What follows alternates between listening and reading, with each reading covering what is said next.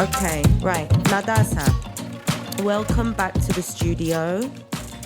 God knows I could use your knowledge, expertise, opinion right now.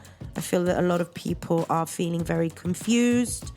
So last week, with the help of Costa, we sort of like laid the groundwork for what's going on right now with the US elections and this whole unsurprising, I'm going to say, turnout, because I was expecting it. I didn't see Kamala winning. Anyway, so Natasa Loizou, international consultant, specialized on business innovation and security. You're about to answer some questions on a global scale, yeah? Exactly. Let's go globally. Let's go global. Okay, why should we go global? Because there is a huge issue that we started becoming too micro, even nano, right? Okay. And I heard your podcast with Costas, very interesting, and we need to listen it to many times again in order to analyze a lot of stuff he said. But let's take a point he mentioned, and you also mentioned it.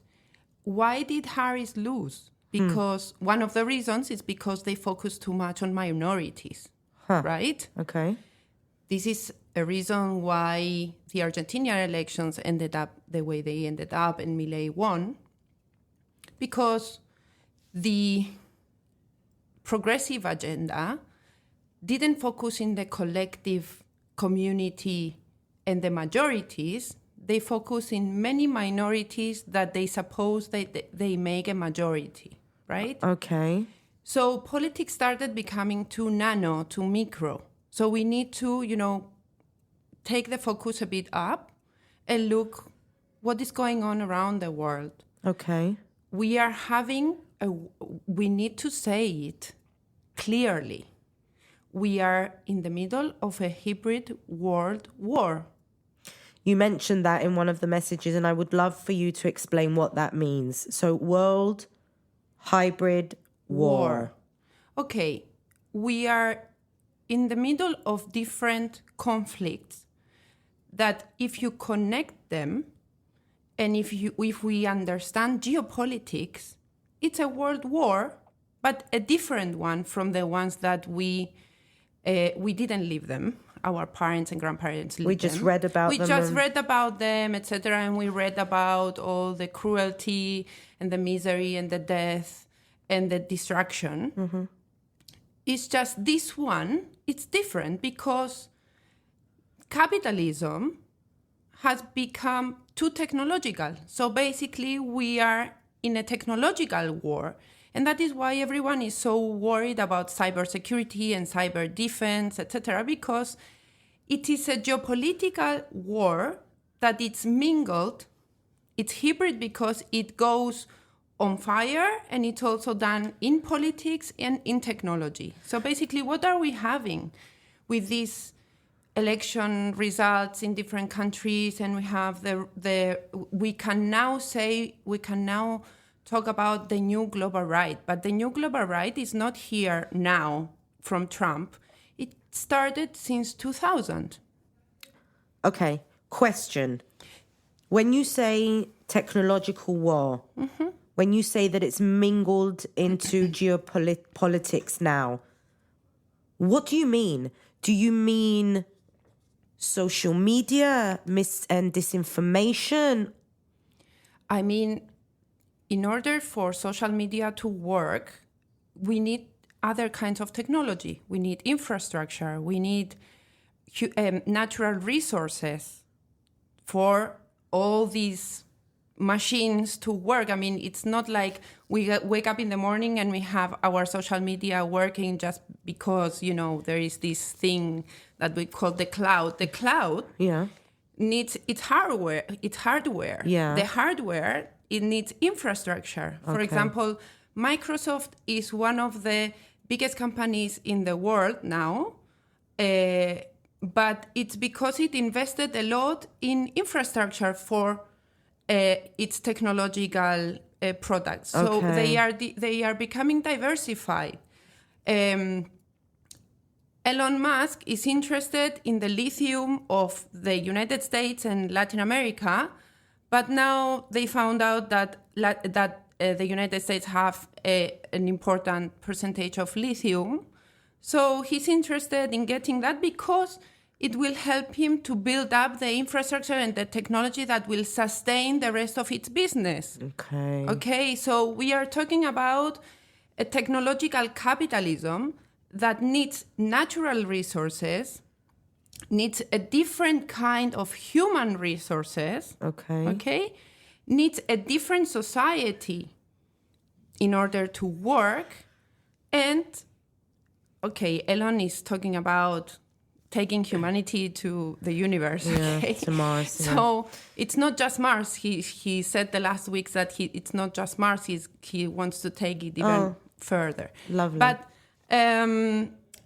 further than that... Yeah, I was going to ask, when you say society, so can we say now that society... was there ever any chance that society could adapt to this technological capitalism?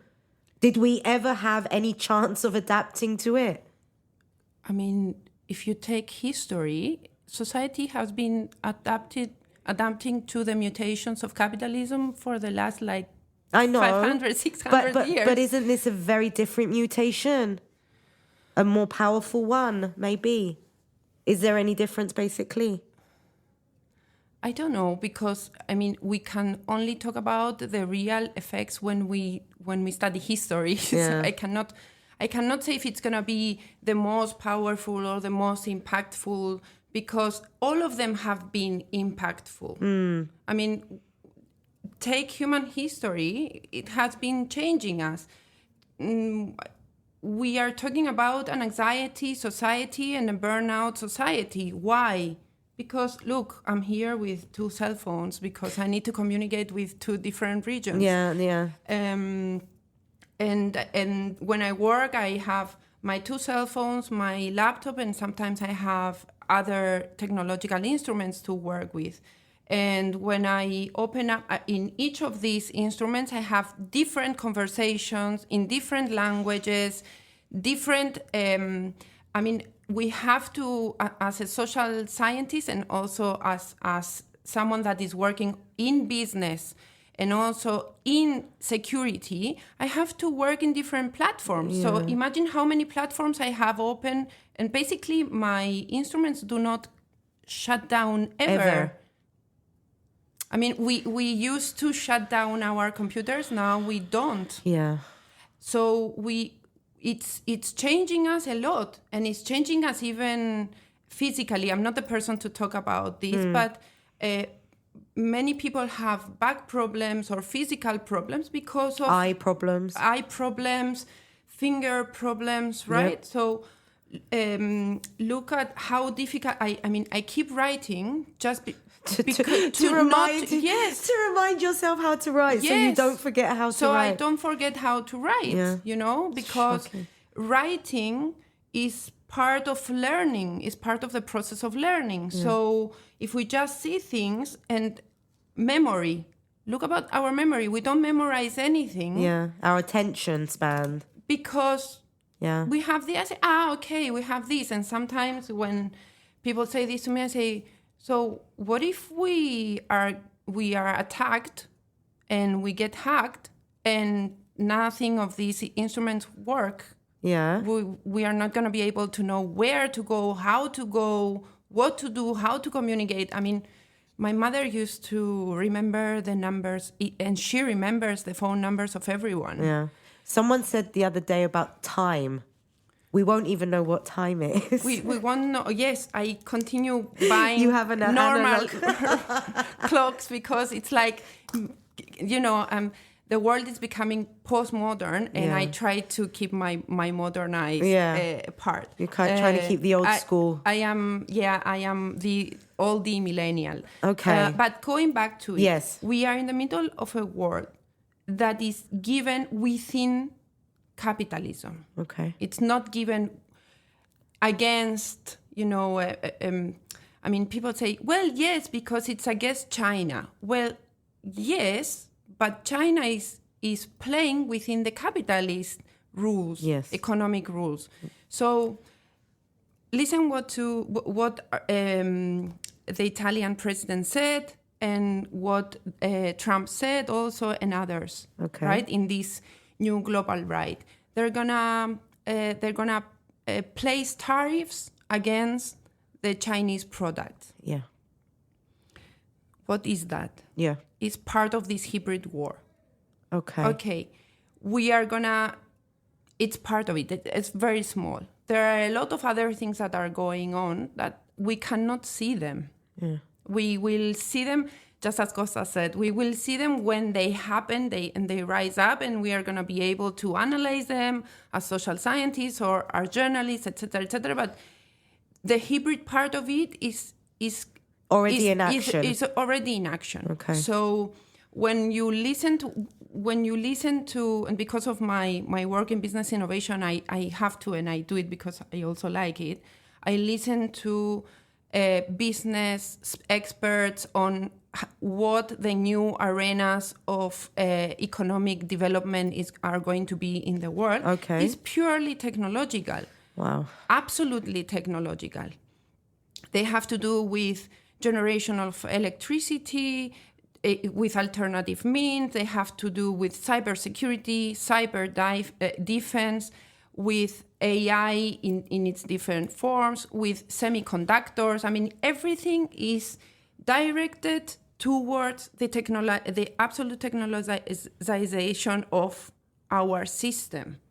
So there is another preoccupation, for example, what are the next professions going to be for our kids? Because what are they going to study? What is going to happen with university careers?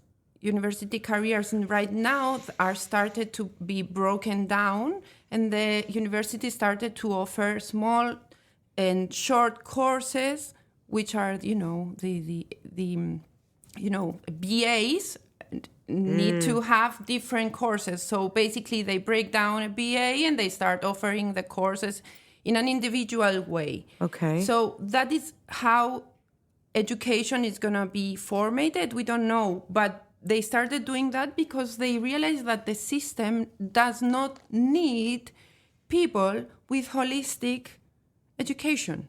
And holistic approaches. What about the critical thinking? Do we need people that think critically for what? Yeah, for what exactly? Okay. What are they going to do with that critical thinking? And that takes you to this issue of freedom of speech, liberty to say anything, etc., etc. It has to do with the functioning of the science and technology system worldwide. I mean, in order to publish an article, except of the time that it takes to elaborate and research and validate and do methodological stuff in order to consolidate your concepts and see if there is homogenization or not, if it's not contradicting within, in order to say, okay, have a new block of concepts or a new block of theory. Yeah. It takes a lot of time, and it takes a lot of exchange with others, etc., etc. And that's something that we don't. That is something that it doesn't happen. It does not happen in journalism. I mean, there are people that do it, but if you remember, all journalists, it took them a little bit more time than now. They took them ages to undertake an investigation, what we call the journalist investigation. Well, for social scientists, it takes a little bit more. So by the time you publish that research, it's outdated. Yes. So all this acceleration and all this, you have to be everywhere and you have to know everything. And if you don't know, how come? So I say, okay, look, I mean, it's impossible for us to know everything. It's a different thing to have a global view of things and be able to have an abstract thinking of what is going on. A different thing is to be a specialist on every small thing that is going on around the world. I mean, it's impossible for someone to know all these things you have to be like cable basically. I think the word you said, impossible, it's just impossible. It's impossible to know everything that is going on, and people ask you, did you read that? Well, no, but did you read what I read? Yeah. So do you feel that, Natasa, that people just don't care anymore about the research, about the investigation? Does it matter? I mean, it seems like nothing of scientific basis and research even matters anymore. It seems like we're just living off opinions and feelings. Well, I don't know if people don't care, because it depends on a lot of things. Or maybe I shouldn't say people anymore. Maybe I should say voters. No, I mean, let's humanize our talk. I mean, voters are also people. Voters have opinions. They are very diverse. Many people vote also because of things that happen to them, and etc. I mean, there are a lot of responsibilities here. Academy has done a great work in registering and analyzing and discovering new things. But I believe that the academy has informed for so many years the political community internationally and locally. And I think the failure is of the political community. And I say this with a lot of sadness, because I have always been politically involved. When you say political community, who are you talking about? Everyone that, I mean, the political system, the democratic system today is in a crisis.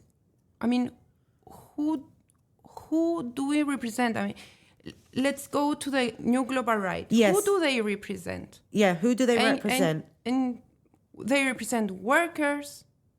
They represent women. Okay. Youngsters. So what we said with Costa on the podcast about the right now representing the working class people. Exactly. That shift has happened. But the issue is, we have to do two questions. Who does the new right represent? Yeah. And another question is, who backs the new right? All right. Let's start with who does it represent? Okay. They represent people, not voters, because the voter is a different issue in a different country. Okay. All right. You have some countries that allow people from 16 years old to go and vote, and other countries don't. Yeah. Okay. True. Okay. So who do they represent? They represent the working class. What is the working class today? That's people who care about the fact that they can't feed their kids and warm their homes. We are talking about middle class people that have certain education, and that they vote as a reaction, not because, I mean, we call it the negative vote. Yeah. Because they feel and see and realize that the progressive part, has not complied with their promises for so many decades. Okay. We have another group, small business owners and domestic industry advocates. Okay. This group used to be a follower of the progressive left wing, right? Because, today they are like a bloc supporting the right wing, because the right wing is saying to them that they are going to promote a less globalized, a more protectionist state, etc. And this is what small business owners need, because if you globalize your economy, then local industries and local commerce cannot compete with foreign. Okay, True. Remember that. If we go back like 20 years ago, this used to be like the agenda of the left. Only 20 years ago. Wow. Okay. Yeah. Then they represent free speech advocates and anti-establishment activists. What happened? The anti-establishment part is something that I just can't get my head around. What happened? What happened? I mean, we used... I feel like I am part of this group. I never voted for the right. But I say, how come the right wing represent free speech advocates and anti-establishment activists? How come? What happened? It's just mind-boggling. Something happened. Okay. Things happened. Many things happened, and I think you have been covering part of it in your other podcast. That's why, I mean, I don't want to go again. I feel that in this space and time, I would like to invest it in order to talk about this thing. Okay, what is the new right? Yes. I don't want to talk about all the wrong things that the failures of the left and the progressive. I don't want to talk about that because everyone is talking about that. Yeah. In order to face first of all, we need to understand who do we have there. Who are these people? Who are these people that are feeling represented by the right today because they feel unrepresented by other? But I feel that is part of the failure of the left and the progressive. The fact that for ages, and I'm new to this, but I remember 3-4 years ago when I started noticing the right and the global right, people kept saying to me, why are you bothering? Why are you even spending any time and energy on this? There's no point. Well, people... And then it developed to a point where you just missed so many parts of how it got to where it got. Well, okay, if we look at history, it's cyclical. Okay, every 20 true. years, something like this happens. Okay, my urge today as a citizen of the world, because I live in that way, as a person that has human values, okay, we need to go back to those human values. Yeah. We need to, like, I'm not going to be a Fukuyama. I was going to say, you're not going to romanticize no, I'm not going to utopize. No, I'm not going to utopize, or I'm not going to repeat the phrase of Fukuyama for people that don't know it. It's the end of the ideologies and the end of history, because clearly history continues and ideologies continue. Look. Yeah. He told us in the 90s that it was the end of ideologies, and today we're talking about the new global right. Yes. Okay. Yes. It's the new global right, as Costas also said. I totally agree with him. Is we need to calm down. This is not the first time this occurs, and I mean, worse things happen to humanity. Yeah. What we need to work on is to mitigate and prevent that worse things are going to happen in the present, because we always talk about the future. Yeah. In the present and the future. Yeah. So we can criticize, because also when we are in the progressive, and now they call us yoke. I don't know. Yeah, I don't want to talk about the yoke. I don't want to talk about it either. I will at some point, once I gather all the information that's coming out now, because I feel that I need to, because I feel that getting feedback now from everything that's happened in the last week, I hear the economy a lot, and then I hear this woke on the same level. If you allow me to say something about that, it has to do with the moralization of politics. I mean, the progressive movement has become so moralized. I mean, this correction about how to talk about politics and want to think, and no, because you need to stick to this, because if you go a little bit on this side, you become too extreme, and if you go a little bit on this side, you become, I mean, this is why freedom of speech is now feeling represented by them. I mean, come on, you were too stuck in your structure. So basically, this woke thing has to do with you became too moralists. Do you know what I heard today, and it made sense to me? No. Because the initial idea of woke is something from the Black culture. I've done an episode on it. You can go and find it. But what I heard today made so much sense to me. We have whitened woke. Okay. Doesn't that just make so much sense? Oh, God. The whitening of woke. Turning something that had a movement and it mattered in a grassroots way to something privileged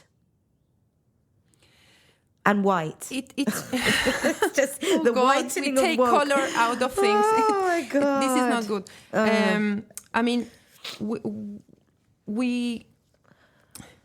I think we need to focus on understanding what is going on, what this is, understand, and not to freak out that this is not now. I mean, this started with the breakout of a lot of countries in the early 2000s. For example, Latin America broke down the huge economic crisis, and Europe was like looking in another way. Yeah. When the breakdown in 2008 occurred, Latin America was in another place. Yeah.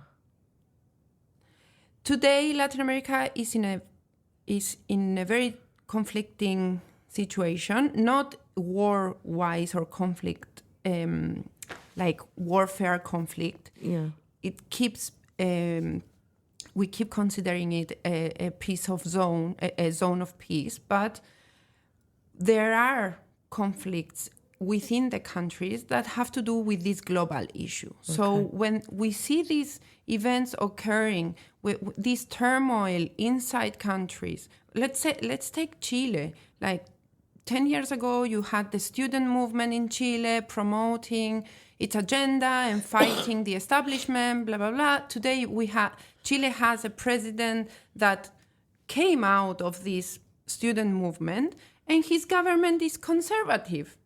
Wow. So he could not even, when he was on the movement side, he promoted the new constitution, etc. He was not able to get the acceptance of the people that voted for him to vote for the new constitution. So what happened? I mean, voting is also very fragile. I mean, people don't vote because they have a conceptual alignment and they understand that this agenda is... I mean, this happened with Milei. People used to say, he's too extreme, but I prefer to vote for him because he's authentic. Okay? Which is very, very similar to what they're saying about the Trump. Exactly. Yeah. And people said, okay, we are not worried because we know if he goes too far, the Congress is going to stop him. But today, he owns the Congress. Again, the same with Trump. Exactly. So we see a lot of things that are occurring in the same way. If you see a lot of things that are occurring in the same way in different places of the world, then you have to take your loop a little bit further and take a global... Natasa, before we go on to who is backing the global right, I want to ask your opinion about fascism. What? Specifically? I was going to specify, don't worry. I'm against it. I did it, really? You hear it a lot. It's a word that's thrown around a lot. Do you see fascism in Milei's government? Do you see fascism in Trump's government? Do you see fascism coming here to Cyprus through the right-wing party? Or is it just a word that's being thrown around to scare people? That is another thing. I mean, fascism is an ideology, okay? True. Being autocratic is different. I mean, it can be part, but it's not. I mean, being authoritarian doesn't mean that you're fascist. because Okay. authoritarianism is a different category of classifying regimes. Okay. You can be purely, full democratic, to say it in very, very simple words, or you can have a controlled democracy, okay? Okay. The issue of what democracy is, because democracy is also not all the things that people believe, democracy and freedom of speech and freedom of action and movement, etc. It's not like people going around and doing whatever they want. Yeah. Okay? Exactly. So Milei's government is becoming very authoritarian in all the. It started in the cultural way, and basically he says that he is giving a cultural battle and the revolution of culture, political culture, because he's coming outside of the political community, etc., etc., etc. But image-wise, it's terrible because you have a president that demonstrates violence through AI pictures in social media in a way that he's the lion and he's eating up people. So you have a president that is publishing these kind of images towards the population. So you have an autocratic characteristics and very authoritarian characteristics. For example, last week and now we have a syndicate in the airport section that is manifesting for their rights because Argentina is undergoing through a privatization, a very cruel privatization of all its public structure and natural resources, etc. So the workers when they are organized, they demonstrate. Okay. So what happened is that the minister of security of Argentina signed a resolution that says that the policemen of the airport, the airport policemen, will do the job of these workers. Okay. So you have a direct intervention of policemen in doing other things than taking care of security, etc., etc. Is that a dictatorship? No. Is that fascism? No. You have some characteristics that can be linked? Yes. But fascism is a different thing. Okay. And the right, just as the left, when we talk about the right, you can go extreme because you have fascism and then you have Nazism. If you ask me which of the two is more extreme, it's both of them are the same extreme. Yeah. But then you have a huge range of different kinds of right-wing governments. Yeah. It's on a spectrum. Exactly. And if you ask me, neoliberalism... It's just as bad? Where do you put it? Yeah. Because the reaction of people today is against neoliberal global institutions. Yep. Again, if we take it, what is the agenda of the new right? Against the IMF, against the World Bank, against these global institutions. It's against World liberal Health Organization. Exactly. Yeah. Exactly. So they are against liberal institutionalism. Yeah. Okay. They are against all these debts that they, generated in countries and that they struggled their economy. So again, I ask, wasn't this the agenda of the left? I'm not saying that the left should, go that way. It's just, it's like when you see the agenda of this new right, that it goes anti-establishment, then I am asking myself what happened. Yeah. Where do we put neoliberalism in the huge range Yeah, where of is it on that? ideology? Yeah, where is it on that ideology? spectrum? Well, clearly, neoliberalism... Is it centre? Is there a centre? You're supposed to be answering these questions for me. Yeah. I mean, neoliberalism was not in favor of the people. Was it? In the way that the left used to be? No.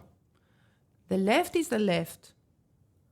Okay. The left can be socialist, the left can be social democrat, the left can be, but neoliberalism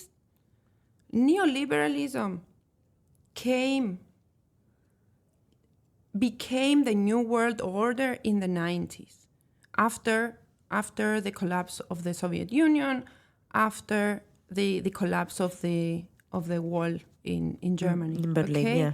So this is when we had the New World War, the New World Order. Okay. And global neoliberalism came to bring prosperity and peace, etc., etc., etc. Okay. So basically, what is going on now is that this world order is finishing.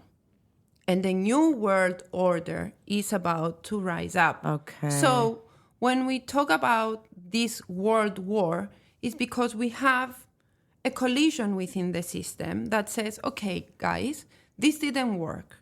Right. This is not working, and we need to change it. So you have a push and pull within the system for something new to rise up, which we don't know what is going to be. Okay. And this is where we say, where there is a crisis, we see an opportunity, right? What are we going to do? We need to understand what this part of the capitalist system, when we talk about the global right. Okay, the global right represent these people. They are backed up by the capitalist tech, the oil exploration companies.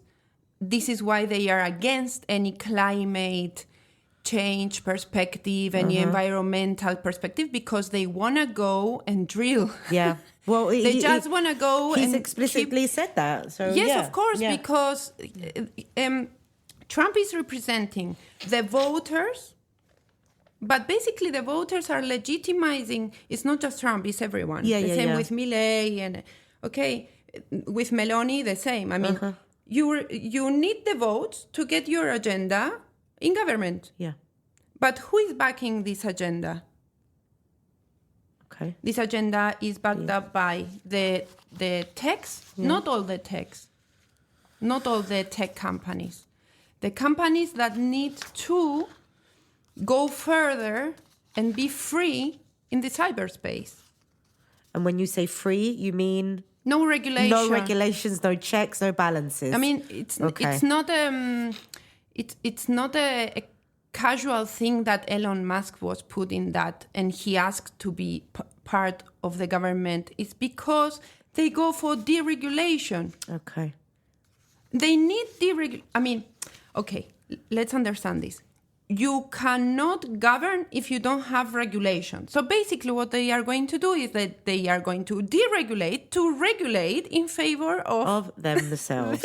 Lovely. Their interests. Okay, you always need regulation. Okay. Why? When you have a new business opportunity, you deregulate to go in and grab everything you can, and then you protect it and you do regulation. Okay. This is the way tech functions, okay? When we go to the drone industry, like 25 years ago, there was no regulation nowhere. Yeah. So countries started developing it. And then the regulations started coming up. Yeah. Who can have it? Who can develop it? Who can import from where, etc., etc. And now you have a very regulated regime internationally, so you have only 5 or 6 countries that can produce them and sell them. Okay. Yeah. So regimes and regulations serve for the capitalist system to open up opportunities for business and then close them up the way that they want to. Okay. Who is backing them up and why they have this agenda? Let's talk a bit about their agenda. if you agree, right? Of course I agree. So they are... what are their interests? Okay. What's the agenda? Nationalism and sovereignty. So they want to go less... I mean, it's not like they don't care about the rest of the globe. It's just they want to do it bilaterally. Okay, meaning? Meaning, my country will negotiate with your country and the other country that we're interested in working together. No global meetings, no global regulations, no... Okay, because they need to strengthen their national sovereignty. This is not bad. Okay. Because let's take it to the case of Cyprus. Cyprus is accepting all of the EU regulations because it's a country that is developing also its state culture. And because we have this issue, okay, it comes from there, so okay, it's easier, we just take it, adopt it. We adopt it, and that's it. But there are other countries that they have more national interest on their natural resources, on their industry structure, on their labor structure, etc. Say, okay, I'll take this from the UN, I'll take this from the EU, but I will adapt and I will take whatever is in my interest. Okay, what the right wing says is that we're not going to be told what to do. We're not accepting anything. We're not accepting anything. It's not our national sovereignty. Okay. So that is why they are opposing to organizations like the EU. This has to do with also the movement, the Brexit movement in the UK. Yep. That is why I said to you, all this started in the beginning of the 2000s. It's not now. Yeah. A critique of liberalism and elitism. It has to do with the liberal elites and the establishment politics. Most of the people that are working in these international liberal global organizations are coming from the financial establishment. Okay? Ridiculously wealthy people. Okay.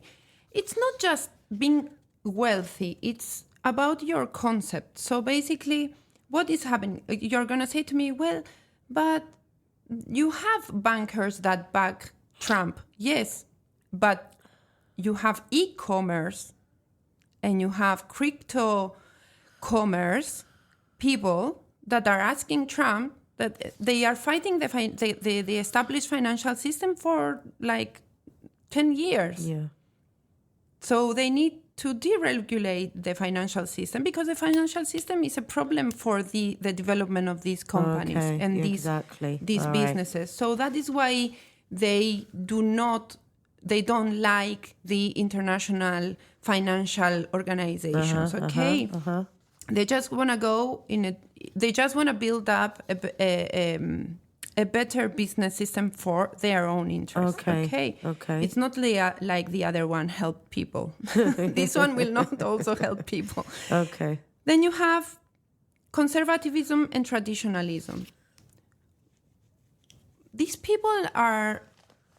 It's not like they are old-fashioned, but there is this issue that there is a loss of tradition in national cultures. But culture evolves all the time. Culture evolves, but if you forget and lose your origins, you basically don't know who you are. I'm not in favor of traditionalism. No. When you said conservatism and traditionalism, the first thing that came to me was that that's not a bad thing. No, exactly. That's not a bad thing. But at the same time, we must acknowledge that we do evolve and culture changes. We do evolve. What happened with globalism is that we forgot even what we used to eat like 10, 15 years ago. Okay. Yeah. So it's not so much that we forgot. It's not that we forgot. It's something else. Of course, it's something else. It's not always one thing. It has to do with many different things. When you're so busy and you have to take care of a lot of things, etc., you always go for the easiest option, right? Yeah. So, but if you make this easiest option the daily option, you create a new culture. Isn't it capitalism, though, that's going against conservatism and traditionalism? But capitalism it's just like the rest of the things. It's not one solid thing. Yeah. Imagine. I mean, we're simplifying things here, but yeah. We have been talking about, there are a lot of groups within capitalism, right? Okay. But we are talking about one group that has become the establishment and another capitalist group Okay. that You're is right. fighting that establishment within the capitalist system. Yeah. Within the business system. I mean, this is the war that we are talking about. I think the word that you used earlier, just everything's mingled and meddled. It's just, that's it. It's just chaos.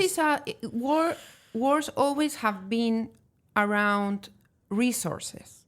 It's all about resources. Then you can add up the ideological part, the cultural part, the people's part, but it's all about resources. Who is going to get that piece of apple pie? Yeah. It's yours or it's going to be mine? We want to share it. We don't want to share it. Yeah. So now we are fighting. I mean, we, the people, know, but we are in the middle of this situation. You have this, let's say, two big group of capitalists that are fighting for that piece of apple pie, which is huge. Which is huge because everyone is saying, oh, it's so great that we have hybrid cars. Yeah. Who is making those semiconductor batteries? Yes, exactly. And where does nickel and lithium come from? Yeah. Take the world map, and it's not everywhere. Yeah. It's very specific. It's very specific. It's very specific. So it's like... And it's harming a very specific... And also it's breaking down other people's lives. Yeah. Because you have lithium in Bolivia, you have lithium in Argentina, you have lithium in other Latin American countries, and you have them in the United States, and you have them in... Okay, so because we want to develop this technology because we saw the business opportunity, okay, we have to go and rub out those natural resources. Okay, so it's about resources. We have to have clear that issue now. We have to be realistic in that way. It's all about resources. Then, protectionism and populism we talked about, anti-immigration sentiment. So, one of the words that you heard that I've been hearing these last few days is, apart from inflation, immigration. Immigration. Well, in capitalism, you have three things, right? Freedom of movement of goods and products, right? Freedom of movement of money, right? And people. Okay. Why does capitalism need people to move around? Because you don't have... How else are you going to do it? I mean, how else you're going to do it? When you're moving your plants from the United States to other countries, in that other country, you do not have all the skilled personnel you need immediately. So you need to have this possibility of moving people. The issue is that because you need people to move around, and you also need specialized personnel to move around with no problems, but then you also need people to replace those people in a cheapest way. I mean, you need cheap labor. You need cheap labor, basically. You need cheap labor, okay? Yeah. So you need people, but then when you do something, you always have the pros and the cons. Well, what happened with immigration is that this basic value of capitalism of moving people around have created all this concept of people moving around where opportunities rise. Yeah. So what we're seeing now is the leftover of that. When you go and wreck down countries because you need to take natural resources from there, and then you create because it's not just the wars. It's when you wreck, I mean, Africa. Look at Africa. What happened to Africa? They took everything out. Yeah. And then, Africa is poor. Well, yes. Yes. Because you took everything away. Yeah. I mean, you need, even if you have the most intelligent society, you need material. You need something material to work with. Okay. I mean, it's impossible to just work with your brain. Okay. So Trump's saying that he's going to get rid of 11 million immigrants. As Costa said, how much it's going to cost him? Yeah, well we What know. is the cost in money? Because and then there's another thing. But it's not just the cost, it's that who's going to replace that cheap labor? Others. Other immigrants. We don't. I mean, that's the issue when we have to start talking about techniques of bureaucracy and policy and politics. When you say that you're gonna do something, you have to solve it. You have to. I mean, if you don't do it, then you will have people against you because you didn't solve it. Okay. Yeah. So that is like the long-term problem. Yeah, but you have to care that people are pointing out that you didn't do that. Yeah, of course. I think when you put someone who is clearly narcissistic and egotistical, then I don't think that he's going to care whether or not he did what he said he's going to do 4 years later. But I don't think Milei cares. They don't, but they don't have this. They have other instruments anyway to say, because Milei promised the Argentinians that he was gonna liberalize everything and stop the corruption and stop everything and inflation. It was. And what are we like 2-3 years later? And now they started saying, okay, yeah, we achieved it because in a year we have 2.5 or 2.7% of inflation less. Yes, but people cannot afford to finish the month. No. So basically, it's a good thing that inflation went down, but basically your society is starving. You have pensioners that cannot get to the second week of the month. Okay. That they are choosing either to buy their pills or to eat. Yeah. So, which sounds like what happened with Biden. Inflation went down.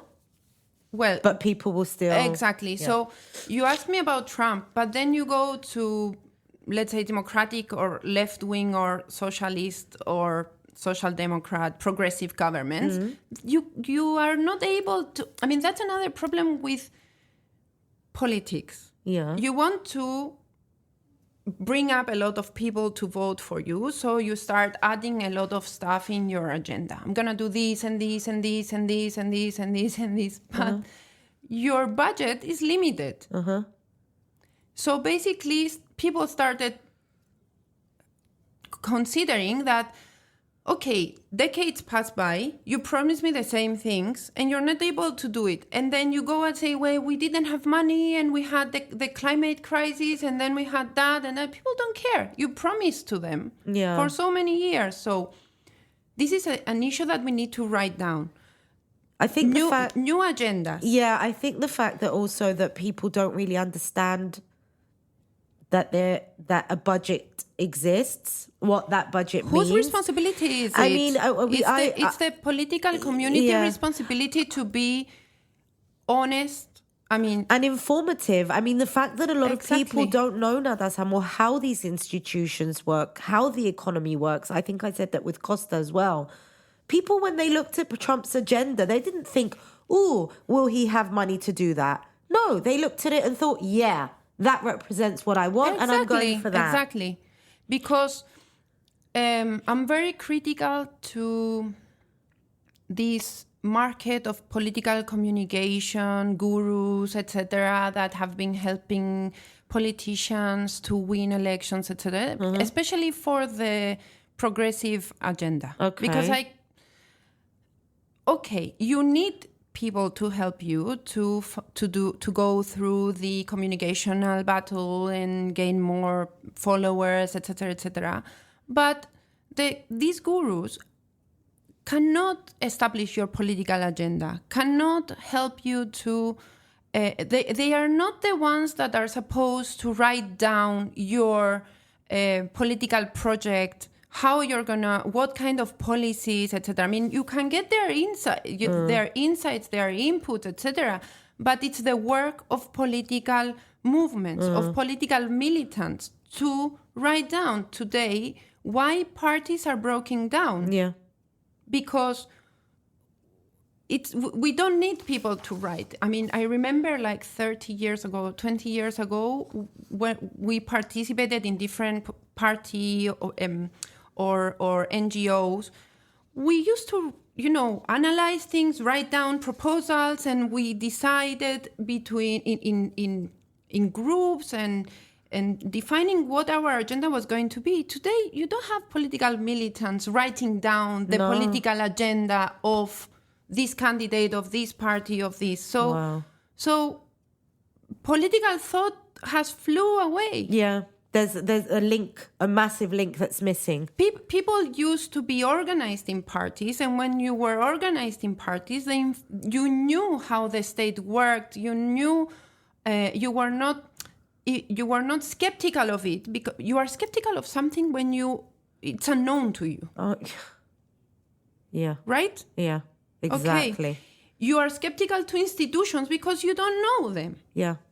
You don't know them because you don't participate. You don't participate because they told you, okay, come when we need you, when someone is going to talk and we need you to fill up a theater or, So what am I?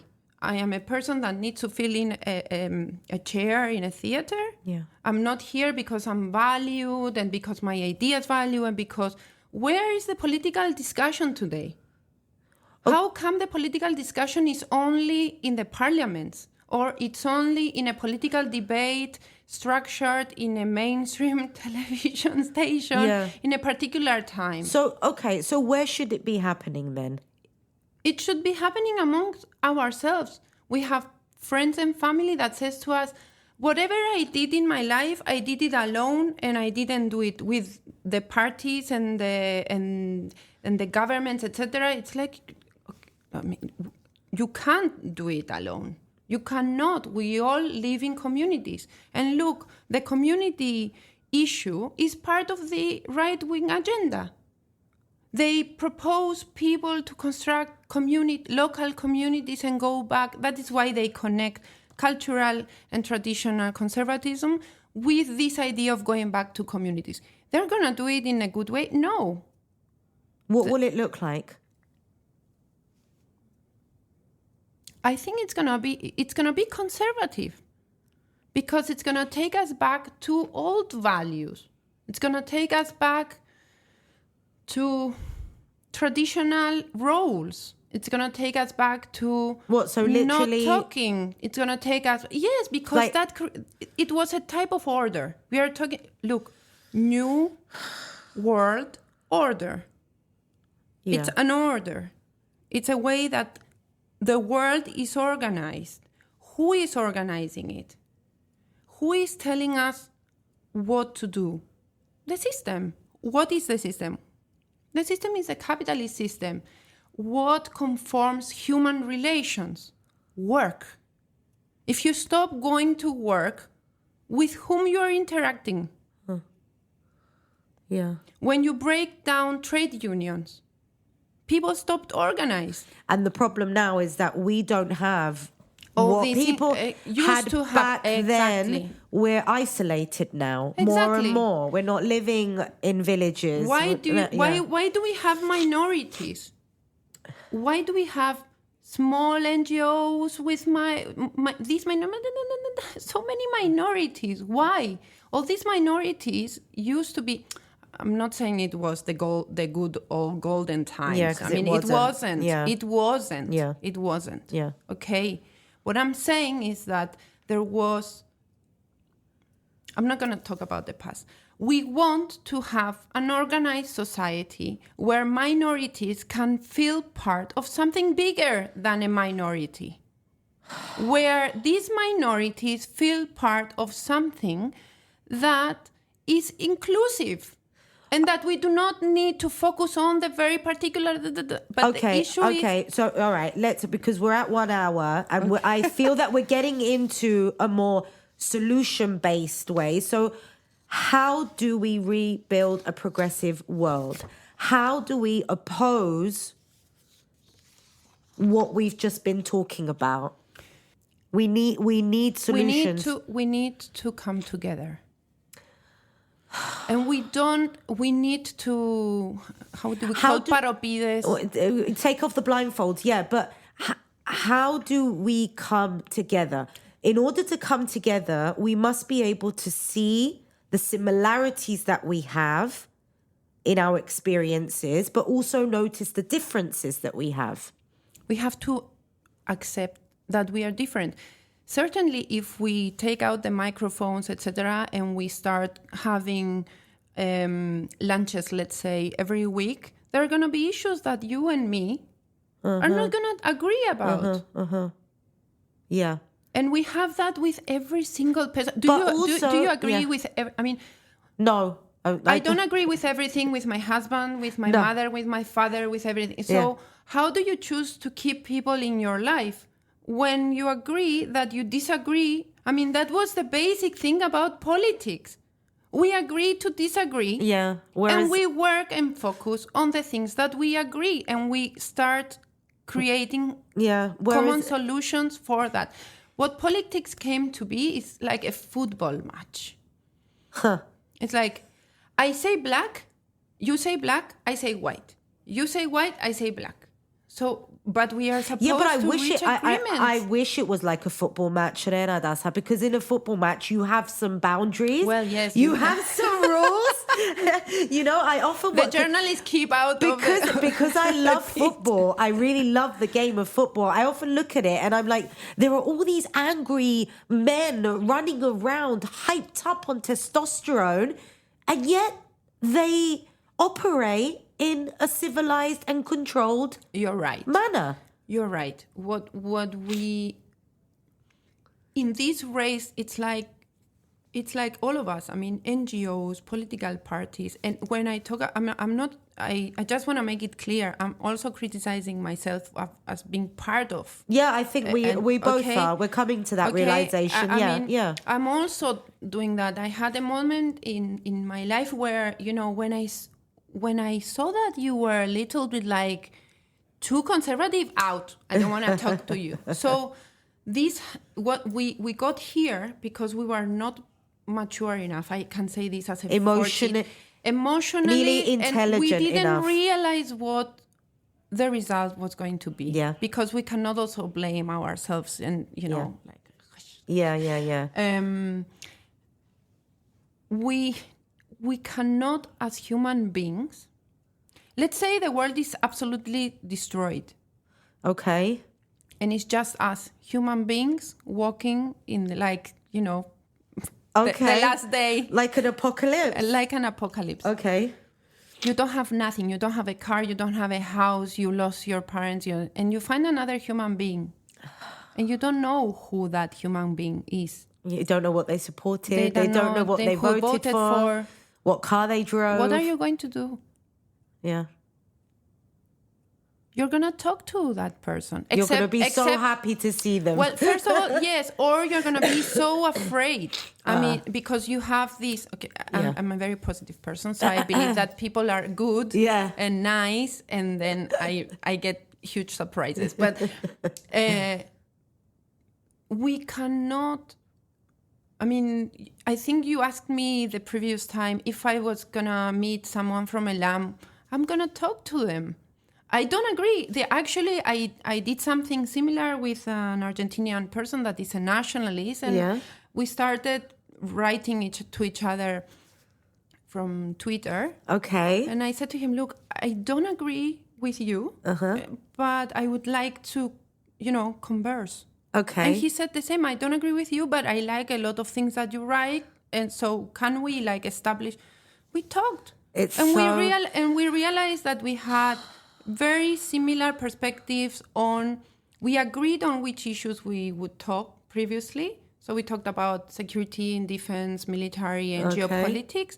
I was so surprised that we agreed in a lot of issues. Yeah. Of course, at the end of the conversation, I told him, okay, next time let's talk about feminism. I was going to say now, the acknowledgement of you as a woman talking about these things. Yes, of Did course. you see any of that seep into your conversations? No, actually, he congratulated me he said, look, it was nice. Let's keep it up. Okay. We couldn't, but because I also think that in those situations you cannot banalize. I mean, you cannot make it like. But I was very happy because I was like, okay, I achieved to bridge, personal limitations. I would never talk to, when I was 18 years old, I would never talk to. No, I talked to him. Yeah. We could analyze. Yeah. We talked about 2 hours. We could analyze the geopolitical situation, etc. We agreed on certain things. We agreed in very few things on those issues. And I said, okay, so now there is a basis where we can, in a respectful way, we can talk about other things.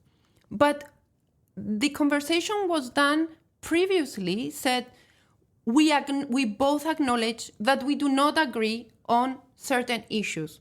Would you like to talk about issues that we agree on and see if we go profound, if we can agree? So I believe in the human value of respect for the other. Of course, if you're attacked, I'm not going to sit to talk with someone that is attacking me constantly. I might need different methodologies of doing that. But I believe that people, not voters, people need to see solutions to their problems. And the only way to achieve solutions is to acknowledge that we belong to different ideological blocks and sit down okay, we are going to talk about this, and this. On these issues, we agree that they are important and we can talk about it. These issues, we absolutely disagree, so we put them in another list and let's talk about that. But politics, it's like it's a race. So basically, who is going to win the race? I feel that what you're describing is kind of the kind of talks and discussions we had in the 90s. Okay, but my question is, with the level of radicalization, because that is another part of this discussion that we haven't really touched upon, but it's very, very real. And I feel that it's happening on both sides. It's definitely more systemic on the right, and it definitely has more of an impact coming from the right than it does from the left. But when you have to do with radicalization, someone might feel right now that what we're talking about is moving more center. And a lot of people... You don't have to move center. I think that's where the kind of labeling, left, right, center, radical, extreme, all these things is meddling in our attempt maybe to go back to the kind of discussions that we were having in the 90s. I don't believe in... I think that... And social media has a lot to do with this. Of course.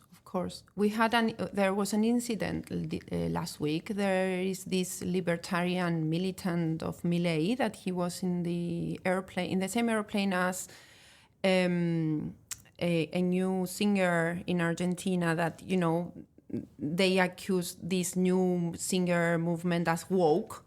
So he tweeted, can you believe I am in this plane with this woke guy? This woke guy found out because he was also in Twitter. And the singer went to find him, and he found him in the plane. Yeah. He filmed him and said, "What are you talking about? Yeah. It's me here. You have something to tell me?" And he was like, Yeah. He faced reality, because it's not like I'm not saying that what is happening in the cyberspace is not reality. It is. But when you have the person face to face, and look, let's take it to the business sector, and let's take it to the communications of the business sector that is promoted now with this change management theory. Okay. they are proposing a new type of managing of human resources and leadership within companies. What they say is that the worst way of communicating something to someone in your team is writing them an email or a message. So there is a pyramid, and they say that's the worst way of doing it. Okay. The best way of doing it is you put your cell phones apart, you take your papers away, you clear out your table, you call that person, and you agree in a space and time to have a conversation. You have the conversation one-to-one. Okay. This is what is now promoted within business sectors, because there is a need to change the type of management in business, because they realize that productivity has went down. They have all these people that are burned out, that they are tired, they are not motivated, etc. So we need to change the way that we are. And look, business is going that and politics goes the other way around. There is a German writer that is writing about this issue. His surname is Rosa. Okay. And he talks about politics is like business and capitalism are like moving too fast, and politics is like two or three chapters away. That is so right. That is so spot on. That really is. It just made so sense. And politics say, okay, how do we win the race? Well, you're too far away, because capitalism is muting so fast because of all these things that, I mean, our life is changing, etc. I'm not going to say again if it's good or bad. I don't know. But politics, it's too far away. It doesn't matter if it's good or bad now. That's because we're not going back anyway. Of course, it's this. This is reality. We need to find the best way of living this reality. Yeah. I believe the best way to do it is to try to be as human as possible in a very technologized and very cruel and very radicalized situation where our human relationships are broken down. Yeah, they are. We cannot live alone. Literally, families are breaking up, relationships. But families are breaking down not because of ideology. They are breaking down because of values. How come people that grew together have absolutely different values?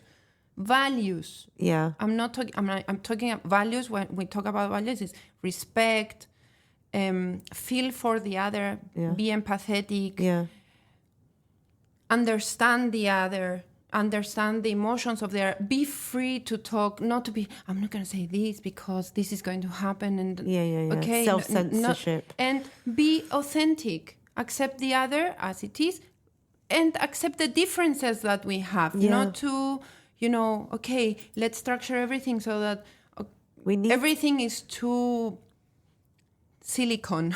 Yeah, I know. Yeah, too exactly. Silicon, okay?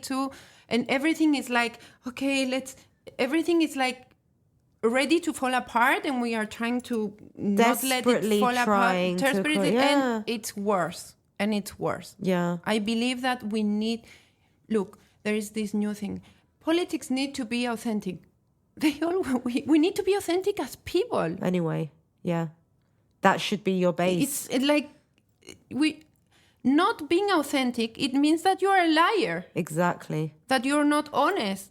You're not transparent. So that's so true. And often when I get people saying to me, "Oh, we love you because you're so authentic," I know what they mean, but at the same time, it's me. I can't do it any other way, guys. Even if I tried to, it would mean that I would be lying. It would mean that I would be expending energy and time on something that why? Well, okay, right. I'll let you finish up, but also while you're finishing up, you recommended 2 books to me in our messages. Yes, Nancy Fraser. Yeah. It's a Counter Hegemony Now. Okay. It's a book that has different interviews of Nancy Fraser analyzing the last the 2016 elections with Trump. Okay. She's analyzing why Democrats lost the elections, what they should do, etc. And basically she's saying this, that neoliberalist the neoliberalist agenda has took over the democratic and socialist agenda. Okay. And even the leader, you were saying with Costas that there are no new leaders in the Democratic Party. What happened with Ocasio? What happened? What happened? Well, they transformed her in a mainstream elitist, Latino. Yeah. But person. I've been watching her over the past few days, and you can see that there's a slight transformation happening there. I don't know if some sense was knocked into her. She lost her authentic. She's not authentic anymore. People are not going to believe her because she was this authentic person. She won the elections at that time, and then she became Beyonce, Yeah. Even dress-wise, I was like, what happened to her? Yeah. So Nancy Fraser is saying, okay, you forgot about the workers, you forgot about this, you forgot about all these groups that the socialist and progressive movements used to represent, which is what we have been talking about. And she said, okay, and you became too much establishment, too much representative of the financial system, too much attached to it that now you cannot get out of it. Okay. All right. You became trapped. I'll put that in the show notes. And there was one more. Was there one more book that you recommended? I don't know. Was it Global, or is that the Nancy Fraser one? No, that was the Nancy Fraser. I told you just to understand the whys of losing the elections by progressive movements. I'll put that in the show notes. And if in the meantime, by the time this episode comes out, you think of any other ones, I will send them through and I'll put them in. Oh, yes. It was Globalization by... I forgot his name now. But... I'll try and find it. You keep talking. Finish up. Okay. I'll let you... What we are supposed to do, we need to go back to human values. We need to start talking to each other, at least the ones that we have this urge for things to change in a good way, to prevent bad things to happen. Bauman. Yes. Bauman. Globalization. Exactly. He's classic, a classic writer, philosophy writer. Okay. He wrote ages ago about liquid society, which is what we are living. I mean, he died before the liquid society came up, but it's like he described it very well. Okay. So going back, the people that we need the urge to organize and meet, we need to put all of our efforts to do that. Mm-hmm. We need to step out of the box. We need to talk to others. I'm interested in talking to businessmen and understanding what they are going through, small, big, nano, family businesses, etc., because we need to understand what they are going through. Yep. And we need to understand the new methodologies of management, because these new methodologies of management are based in psychology. We need to bring in paradigms of understanding from psychology, from sociology, from anthropology, in order to understand. If we don't understand something, it's impossible to give a good diagnosis, and it's even more difficult to find a solution. Okay? Yeah. So we need to understand that. We need to go back to our values, to our political values, to understand, and let's understand the world. Let's understand that we are in the middle of this war, with all these conflicts, with all these situations. So how are we stepping towards this issue, the Palestine issue? Everyone is closing their mouth, afraid of saying, what is going on? We need to talk about it. We want to be authentic because it's marketing wise good for the politicians, but then we don't talk about it. We say we keep on with this political correction. Okay, let's be incorrect for the good reasons. We always gonna have costs. There is a good way to be politically incorrect. There is. Exactly. We need to find it, and we need to, own in on it. It's not about being a rebel or a revolutionary because, it's not even about being unkind or whatever. There is a way to talk about it. It's not even being racist to the other. Yeah. It's not like you favor the Palestinians and you hate the Israelis. It's not that. We need to understand that it's not black and white. Yeah. We need to get into gray lines for certain issues. And also we need to stop comparing two issues as well at the same time. That needs to stop. That is like that. Yeah, Well, we need to stop. okay. I see so many, especially media influencers, doing this all the time. We need to stop comparing. We need to also, today, neuroscience is talking about the possibility of being able to change our mindset. I had Clementini Diacomanoli here. Did you hear the episode? She kept talking about neuroscience in the context of fake news and misinformation. Look, we need to talk about it's the same thing as technology, because there is this new business IT sector that is bringing in neuroscience, of course, to achieve their own interests. They say, let's train kids to control their emotions and their mindset, because, of course, there is this idea of controlling people through that. Yeah. It's always the same. It's like you have something, you have a telephone, which is good because you can communicate, but on the other hand, it's bad because, you have the pros and the cons. Yeah. So we need to bring in the knowledge of neuroscience, and we need to start controlling our emotions and our thinking for achieving something. Anything. Fundamentally, to be able to talk to the other. Yeah. Especially us in Cyprus, especially the people that we have been participating in bicommunal, in the bicommunal movement, and we believe in peace, really. How can you make peace if you don't talk to the other? Exactly. You need to resolve. You need to agree, and you need to disagree. You need to You meet. need to meet. You need to see meet. the other. You need to talk about issues that are controversial.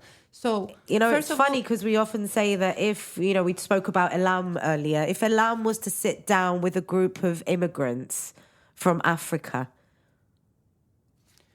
well, what would you learn? But it's so we need to go profound. It's so like, oh my God, wow! Imagine if that happened. It's so surreal. I'll go a bit melancholic again. We used to listen to Foucault with Chomsky in 4, 5, 6 hours of talks, and now we are like, it's 1 hour past. We cannot go further from an hour. So we need to go profound. Okay, we need to work on these issues as human beings, and then the political. The people that are in political parties and NGOs need to, sit down and understand, realize that we need the political parties to function.